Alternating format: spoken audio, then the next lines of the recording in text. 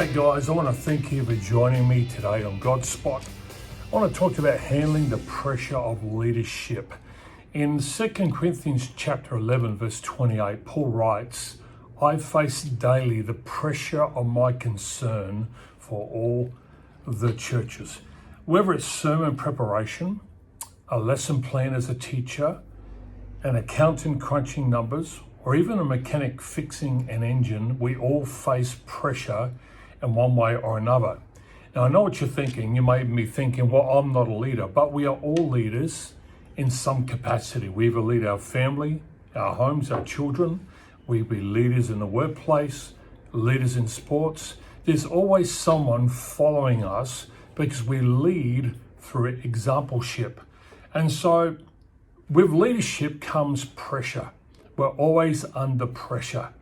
And Paul talks about himself here and he says, I'm under pressure. It's not an easy thing for him to go through. He's concerned about the churches. He's facing a lot of problems himself. He's been whipped. He's been shipwrecked. He's died more than once. He's been stoned up by literally stones thrown at him. He's been beaten and whipped. And so he says, I'm under a lot of pressure here. And he makes this statement because he wants you and I to understand the reality of life is we all face pressure in one form or another, especially within the role of leadership. And so there are a number of strategies for those who are under pressure in leadership. And firstly, above all else, Paul says we need to have a consciousness of God, that He goes before and behind us, that as Christians, we need to be aware that wherever we go, He always is before us, behind us, and be aware of His very presence, inviting Him in to help us, especially in those times of pressure. But there's a number of things you can do as well beyond that. Firstly, as a leader, you need to learn to wait to act. A leader is someone who responds to a situation calmly and with a well thought out plan.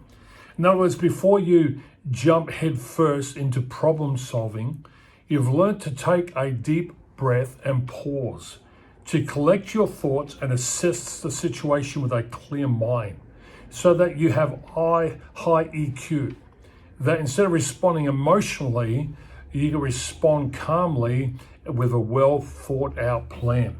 The second thing that I think would really help us when we're under pressure as leaders is building a strong support system. Great leaders have people around them who understand how to maintain a grounded, calm presence. It's important that you and I have advisors who are calm around us as well. What that means is recruiting strong counsel to yourself. Make sure the people that you want to speak into your life to support you have a strength of character, that they're confident in their viewpoints and they're open-minded and they're willing to communicate with you, and that their diverse experience, that they have a high EQ, that they can help you. They don't add wood to the fire that's already burning, but they can be a place of calm in the midst of storm. Thirdly, understand the reality of the situation. It's crucial to recognize the reality of any given situation and acknowledge your limitations during a crisis, no matter how difficult that may be. Realize this, that in the heat of the moment, there is nothing an individual leader can do to solve the whole situation. And what you're better off doing is acting from your strongest, calmest self instead of being reactive and taking immediate action. Wait for a moment. Wait for a moment, step back from the situation and look at the problem. Don't let it overwhelm you, and go step by step and find a solution, find a way through it. And if there's something you can't change, look for something you can change. And many times it's simply your response. You see, if you're going to become an effective leader, it takes a lot of hard work. And not only do you have to work hard at it, you have to constantly hone your leadership skills. The way you do that is you read books, you attend seminars, watch TED Talks, and interact with other people.